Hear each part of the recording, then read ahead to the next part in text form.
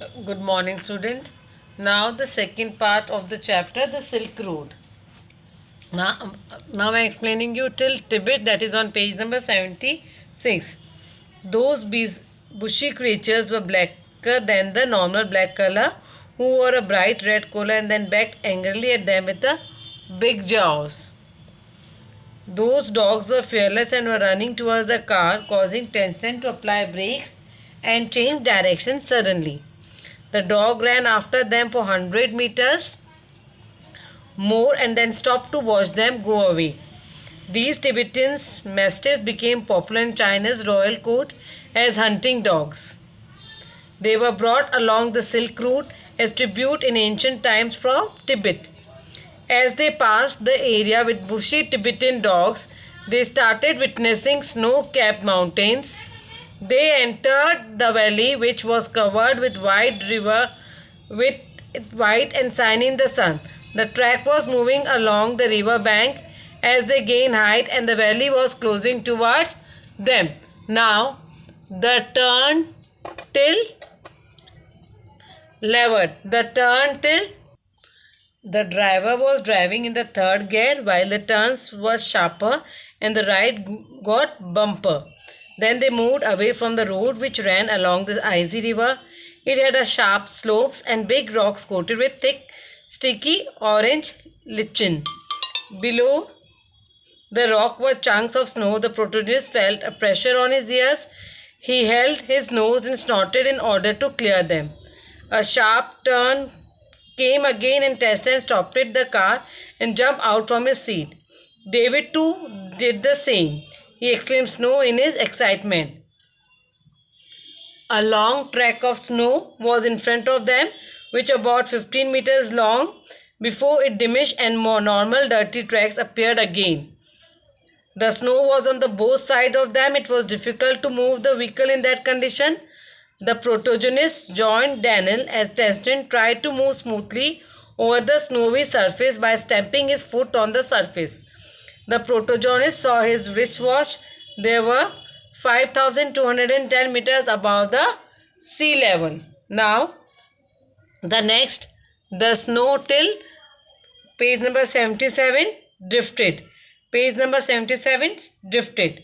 The snow was deep beneath its icy top surface. Daniel said that if they turned their car over, they could slip off. Tenstan grabbed dirt and threw it across the frozen surface. They pitched it and helped Tenstan until the snow soil appeared and it loaded the tensions of Tenstan. He drew back the car and slowly drove to the more comfortable side of the road. After 10 minutes, Tenstan stopped again as another obstacle came in front of them.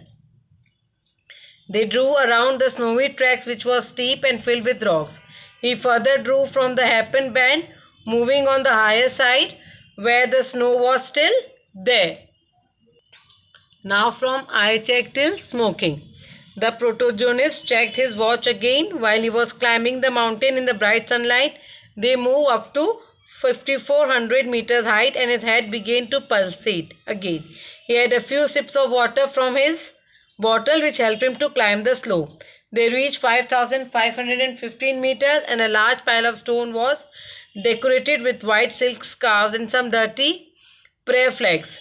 They took a turn round the stone in a clockwise direction as in tradition and the driver checked the tires of his vehicle.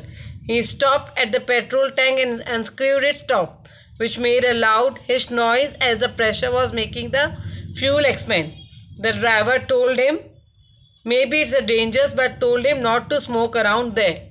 Now from my headache till head.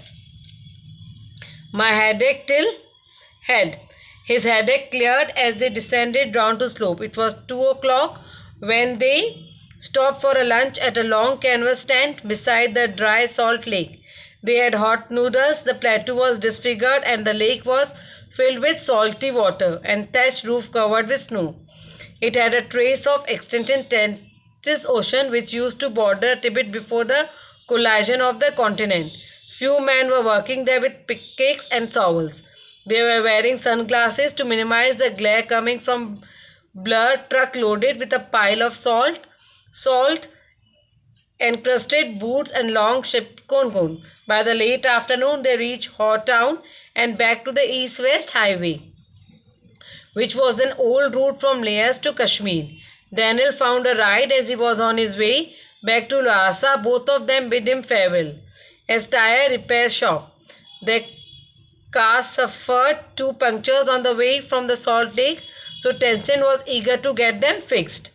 They had no spare tire left, and the second tire which had changed was replaced by a smooth tire, just like the head of the protagonist. Now, here was grim till drought. Next page. Hor was an ugly and miserable place which has no vegetation and just dust and rocks. It is scattered with gathered refuse, and it was luckless that it was on the shore of Lake Mansarovar, which in Tibet most respected water. According to ancient Hindu and Buddhist cosmologists, it consists of 4 Indian rivers, the Indus, the Ganga and the Satluj and the Brahmaputra. Satluj rivers flows from the lake, and other 3 rivers rise near the summit of Mount Kailash. They were in a remarkable distance, and he was eager to build ahead. He waited for Tenston while having some tea at Hawk Cave, which was constructed badly from painted concrete and 3 broken windows, although it had a good view of lake. Now, I was served with Chinese youth till outburst. The protagonist was served by a Chinese boy who was wearing a military uniform. He spread the grease around his table with a dirty cloth and brought him a glass and a thermos of a tea. Tenston freed him from his private detention, and they started their journey ahead, passing more rocks and rubbish. The protagonist's experience was opposite from what he read on Traveler's first encounter of the town. Ikwakwachi was a Japanese monk who arrived in the town in 1900. He was so moved with the purity of the lake that he cried. After a few years, similar effect on Sven Heldin, a Swedish, who didn't such an emotional outburst. Now, it was dark till wrong. It was dark till wrong. When they resumed their journey from Haw, it was dark at that time.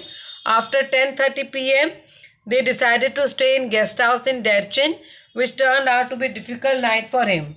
The rubbish dump in Haw made him cold worse, and herbal tree also didn't help him. One of his nostrils was blocked as he lay on his bed. He wasn't getting sufficient oxygen, and he checked his watch. He was at 4,760 meters above sea level. The height was not more than Rue, but he would be out of breath several times at night. He was so familiar to these night disturbances, and he was scared that time. He started breathing from his mouth. He was tired and hungry. He switched back to breathing from a single nostril. As soon as he was about to sleep, he would wake up shortly. He was not feeling well as his chest